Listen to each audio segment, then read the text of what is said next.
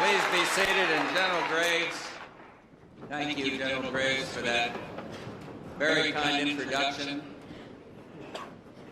Barbara and I are just delighted to be here and honored that we could be joined by our able Secretary of the Army, Mike Stone. Of course, the man well known here, heads our Army, General Sullivan, General Gordon Sullivan, Gracie Graves, General Robert Foley, General Galloway, Sean Daniel, well known to everybody here, been our host in a sense, and a West Point alum who's been at my side for 4 years, out here somewhere, General Scowcroft, graduate of this great institution who served his country with such distinction. May I salute the members of the Board of Visitors. See another I have to single out, General Galvin, who served his country with such honor. And of course, save the best for last, the Corps of Cadets. Thank you for that welcome.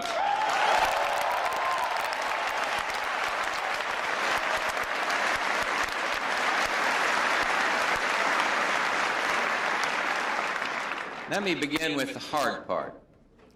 It is difficult for a Navy person to come up to West Point after that game a month ago.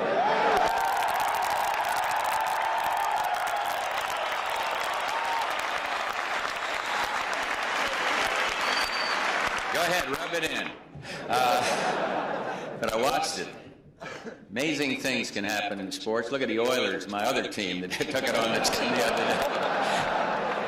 But I guess the moral of all this is that losing is never easy. Trust me. I know something about that. But if you have to lose, that's the way to do it. Fight with all you have, give it your best shot, and win or lose, learn from it, and get on with life. And I'm about to get on with the rest of my life. But before I do, I want to share with you, at this institution of leadership, some of my thinking, both about the world you will soon be called upon to enter and the life that you've chosen. Any president has several functions. He speaks for and to the nation. He must faithfully execute the law, and he must lead. But no function, none of the president's hats, in my view, is more important than his role as commander-in-chief.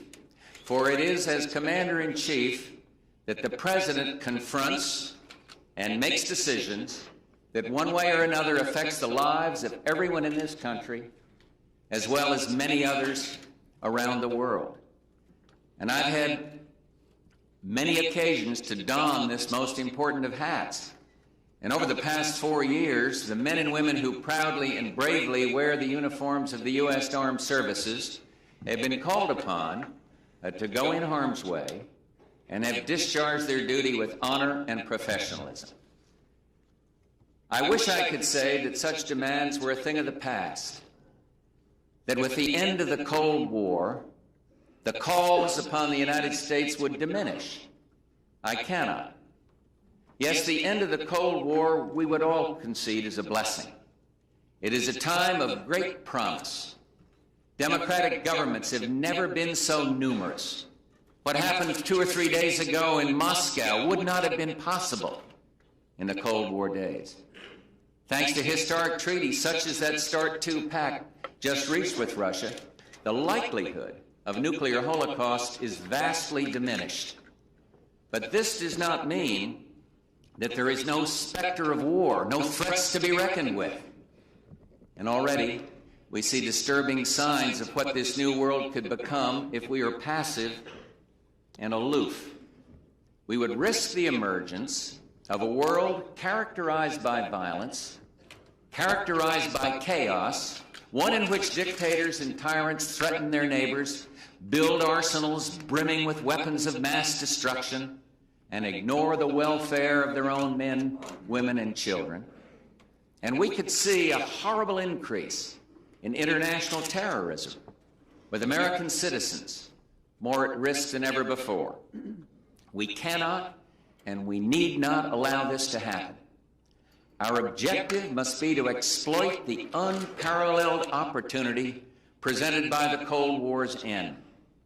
to work toward transforming this new world into a new world order, one of governments that are democratic, tolerant, and economically free at home and committed abroad to settling inevitable differences peacefully, without the threat or use of force. Unfortunately, not everyone subscribes to these principles. We continue to see leaders bent on denying fundamental human rights and seizing territory regardless of the human cost. No, an international society, one more attuned to the enduring principles that have made this country a beacon of hope for so many for so long, will not just emerge on its own. It's got to be built. 200 years ago, another departing president warned of the dangers of what he described as entangling alliances. His was the right course for a new nation at that point in history. But what was entangling in Washington's day is now essential. And this is why at Texas A&M a few weeks ago I spoke of the folly of isolationism and of the importance, morally, economically, and strategically, of the United States remaining involved in world affairs. We must engage ourselves if a new world order, one more compatible with our values and congenial to our interests, is to emerge. But even more, we must lead. Leadership, well, it takes many forms. It can be political or diplomatic. It can be economic or military. It can be moral or spiritual leadership. Leadership can take any one of these forms, or it can be a combination of them. Leadership should not be confused with either unilateralism or universalism. We need not respond by ourselves to each and every outrage of violence. The fact that America can act does not mean that it must. A nation's sense of idealism need not be at odds with its interests, nor does principle displace prudence. No, the United States should not seek to be the world's policeman. There is no support abroad or at home for us to play this role, nor should there be. We would exhaust ourselves in the process, wasting precious resources needed to address those problems at home and abroad that we cannot afford to ignore. But in the wake of the Cold War, in a world where we are the only remaining superpower, it is the role of the United States to marshal its moral and material resources to promote a democratic peace. It is our responsibility. It is our opportunity to lead. There's no one else. Leadership cannot be simply asserted or demanded. It must be demonstrated. Leadership requires formulating worthy goals and persuading others of their virtue and contributing one's share of the common effort and then some. Leadership takes time. It takes patience. It takes work. And some of this work must take place here at home. Congress does have a constitutional role to play, and leadership therefore also involves working with the Congress and the American people to provide the essential domestic underpinning if U.S. military commitments are to be sustained, if they're to be sustainable. And this is what our administration, the Bush administration, has tried to do. When Saddam Hussein invaded Kuwait, it was the United States that galvanized the UN Security Council to act and then mobilized the successful coalition on the battlefield. The pattern, not exactly the same, but similar in Somalia. First, The United States underscored the importance of alleviating the growing tragedy, and then we organized humanitarian efforts designed to bring hope, food, and peace. At times, real leadership requires a willingness to use military force. And force can be a useful backdrop to diplomacy, a complement to it, or, if need be, a temporary alternative. As Commander-in-Chief, I have made the difficult choice to use military force. I determined we could not allow Saddam's forces to ravage Kuwait and hold this critical region at gunpoint. I thought then, and I think now, that using military force to implement the resolutions of the UN Security Council was in the interest of the United States and the world community. The need to use force arose as well in the wake of the Gulf War, when we came to the aid of the peoples of both northern and southern Iraq. And more recently, as I'm sure you know, I determined that only the use of force could stem this human tragedy of Somalia. The United States should not stand by with so many lives at stake, and when a limited deployment of U.S. forces, buttressed by the forces of other countries and acting under the full authority of the United Nations, could make an immediate and dramatic difference, and do so without excessive levels of risk and cost. Operations Provide Comfort and Southern Watch in Iraq, and then Operation Restore Hope in Somalia, all bear witness to the wisdom of selected use of force for selective purposes.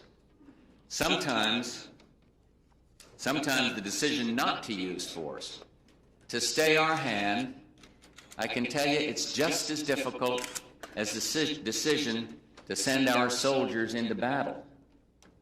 The former Yugoslavia, well, it's been such a situation. There are, we all know, important humanitarian and strategic interests at stake there. But up to now, it's not been clear that the application of limited amounts of force by the United States and its traditional friends and allies would have had the desired effect, given the nature and the complexity of that situation. Our assessment of the situation in the former Yugoslavia could well change if and as the situation changes. The states could grow. The conflict could threaten to spread. Indeed, we are constantly reassessing our options and are actively consulting with others about steps that might be taken to contain the fighting, protect the humanitarian effort, and deny Serbia the fruits of aggression. Military force is never a tool to be used lightly or universally. In some circumstances, it may be essential. In others, counterproductive. I know that many people would like to find some formula, some easy formula to apply, to tell us with precision when and where to intervene with force. Anyone looking for scientific certitude is in for a disappointment.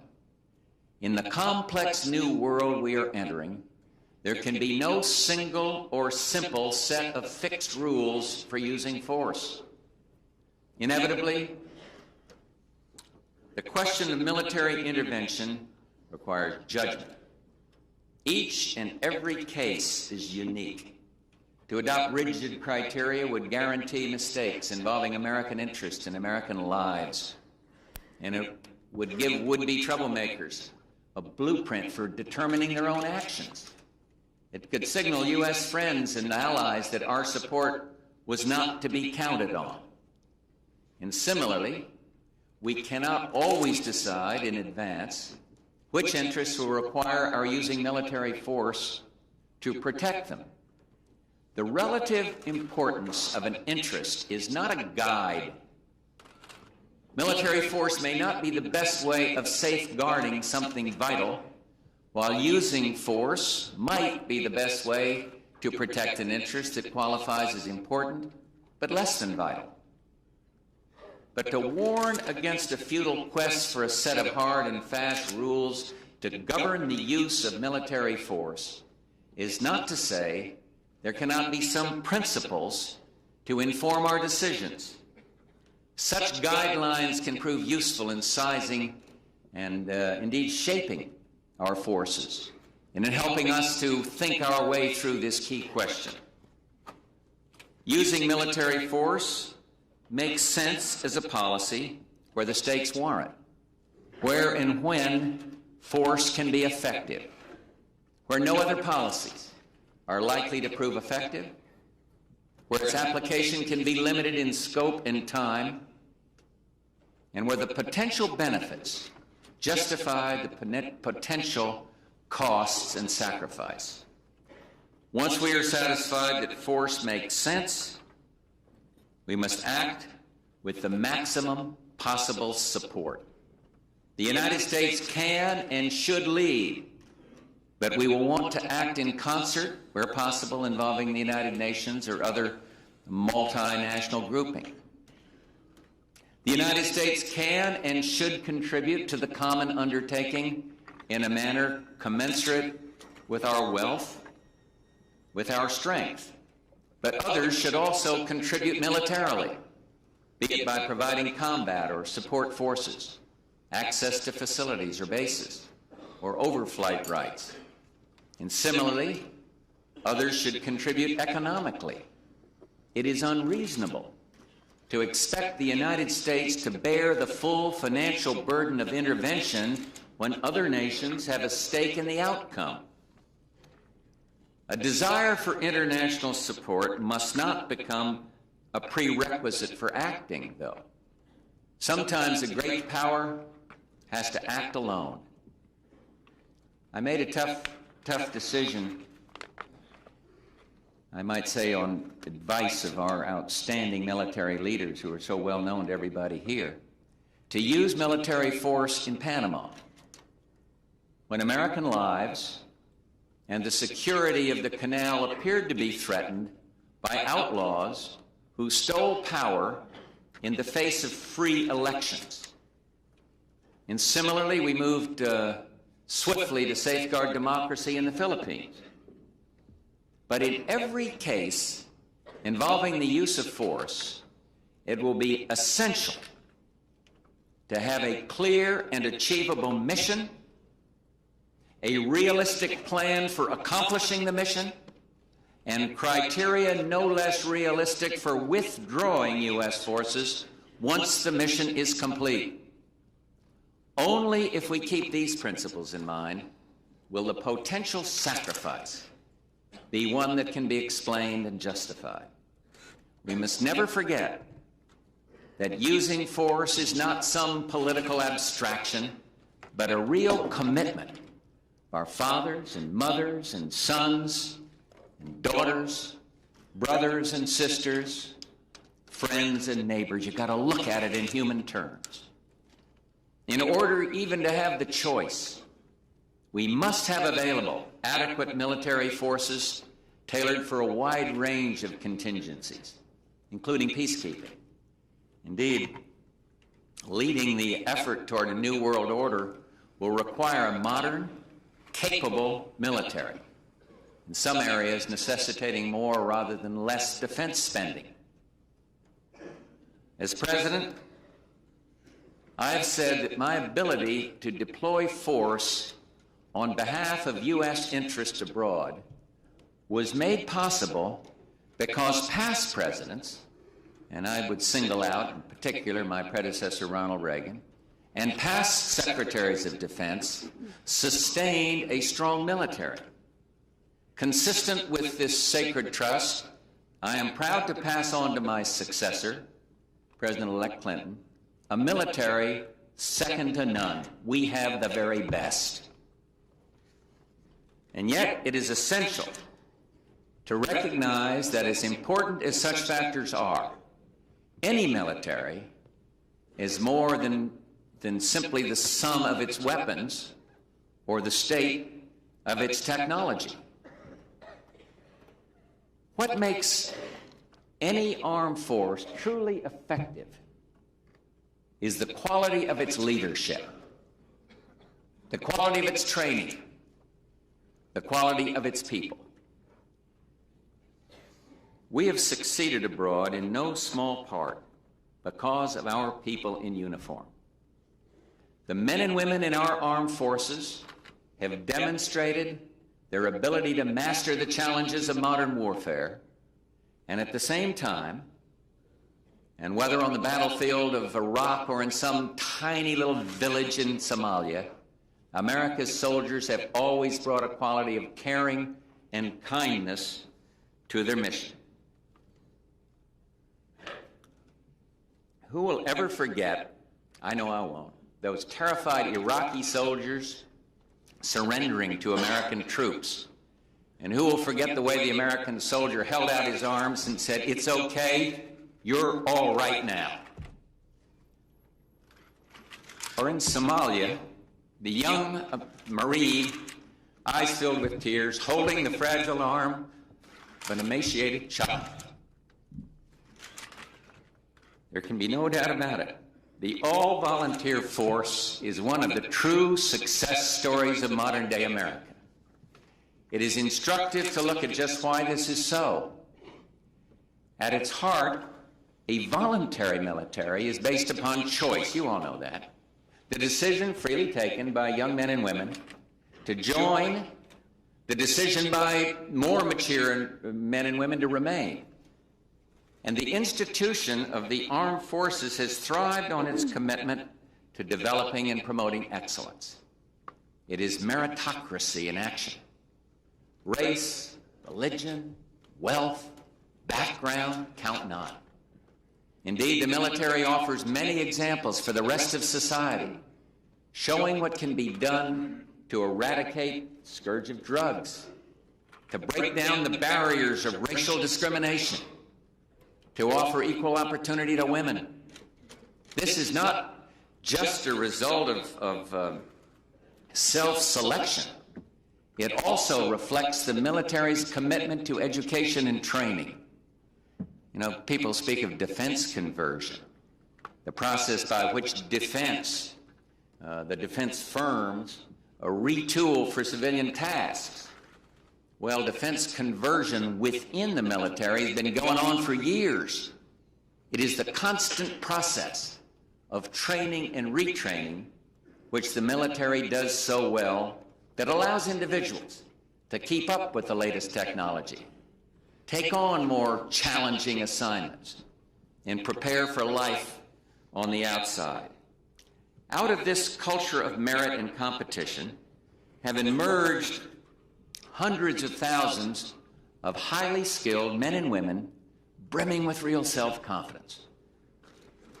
What they possess is a special mix of discipline, a willingness to accept direction, and a confidence, a willingness to accept responsibility. Together, discipline and confidence. There is no higher calling, no more honorable choice than the one that you here today have made. To join the armed forces is to be prepared to make the ultimate sacrifice for your country and for your fellow man.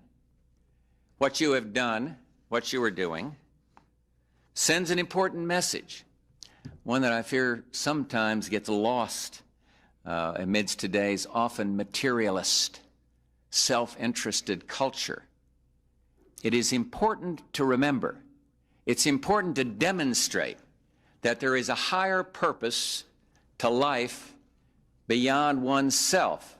Now, I speak of family, of community, of ideals. I speak of duty, honor, country. There are many forms of contributing to this country, of public service. Yes, there's government. There is volunteerism. I love to talk about the 1,000 points of light, one American helping another.